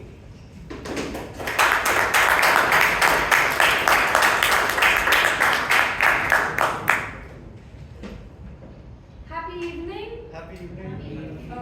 For the good usage of the English language, ostracized you, yearn for acceptance, hardened belief, charismatic leader, generous hand, long lonely walks, reinventing myself, a professional beginner, butterflies in the stomach, make or break, situational awareness, don't react, respond, mute your mind, duality of myself, believe in yourself. Toastmasters is a fertile place, mental switch, self-deprecating humor. These were some of the good phrases that were used in the sentences. Not so good, I couldn't find many, so pat yourselves on the back for a good job. Word of the day was used by Toastmaster Amrith, Toastmaster Abhinava, Toastmaster Muralidharan, Toastmaster Pradeep, Toastmaster Goutam, Toastmaster Nitesh, Toastmaster Suraj, Toastmaster Vishal. I hope I haven't missed any, and myself. So yes, back to the...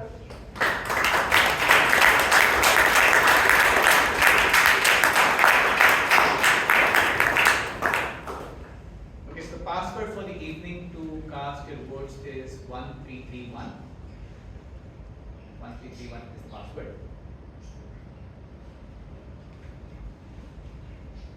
While I was leaving from home today to be a part of this meeting, I was just discussing with my wife, and I told her I'm going there to give some feedback and maybe nitpick a little.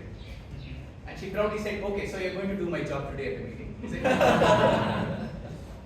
My immediate response was, Ishita, we're just 3 months into marriage. I shouldn't be cracking marriage jokes at the club. And then she immediately responded, it's okay, you have my permission to do so. Now, I know that we stay on the 2nd floor and Toastmaster Vijayan stays on the 3rd floor. But after all these years, I've found her to be influenced more by Toastmaster Vijayan's humor more than I have ever been. So, that's been my time. Thank you for being a wonderful audience. Back to Toastmaster of the day. Back to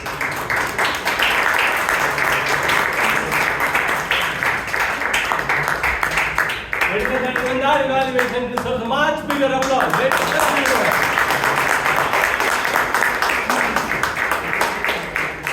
Well, what a lovely evening, what a lovely evening. Today we started talking about Roger Bannister, the first man to break the 4-minute mile mark. But has a woman crossed it yet? The answer is no. There's this lady called as Faith Kipyegon. If you want to know about her, look out for a documentary called Breaking 4 in Pride. A brilliant one, and she is still challenging this belief. She has not crossed it yet. And I stress on the word yet, because it is a belief that comes ahead of the result.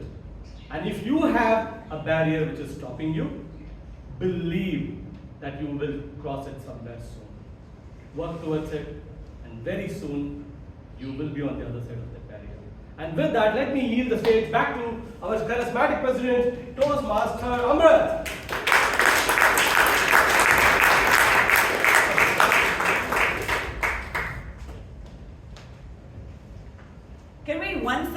have a big round of applause for all the role takers.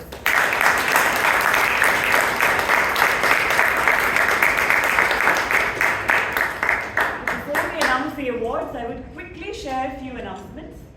One is that we are in the middle of March and we need to renew our membership. Those who still have not renewed, I request all of them to renew it as soon as possible and share the confirmation with our treasurer, Toastmaster Shivangi. The second announcement is regarding newsletter. We have a deadline to meet, and that is, although we still have time, mid-April, and our Vice President membership, Vice President PR, Toastmaster Bhavna has already shared the details and has requested for your input. So please share your inputs and so that we can finalize the newsletter quickly.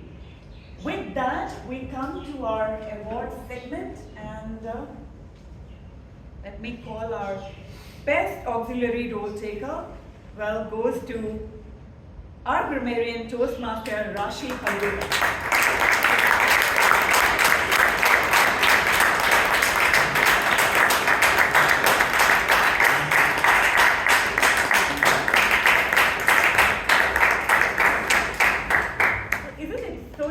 To hear from her lovely evening or happy evening every time she comes on the stage.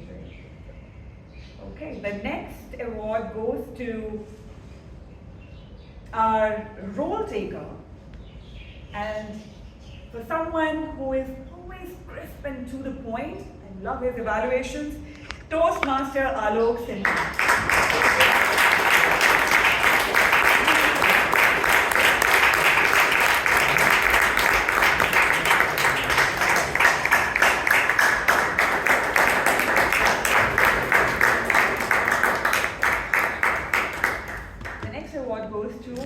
For best table topic speaker, well, we learned why you should not get a lie detector robot. Distinguished Toastmaster Vijay Anand.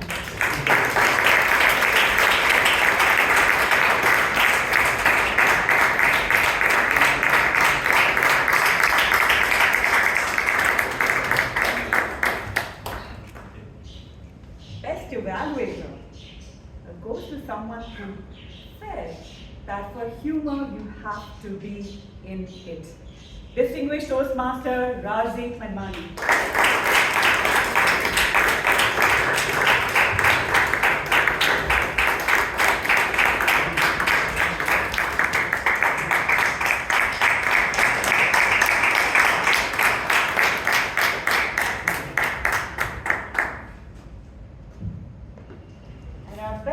Award goes to someone who took us to a bygone era and told us what real communication was.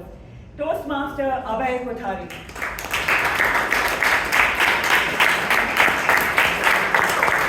He left for some urgent work.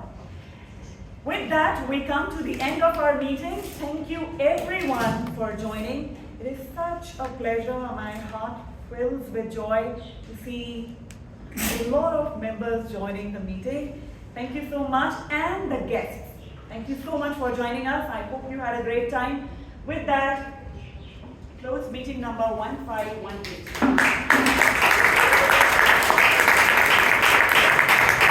For the guests, please grab your snacks and meet our Vice President membership, Toastmaster Bala, outside the room for a briefing.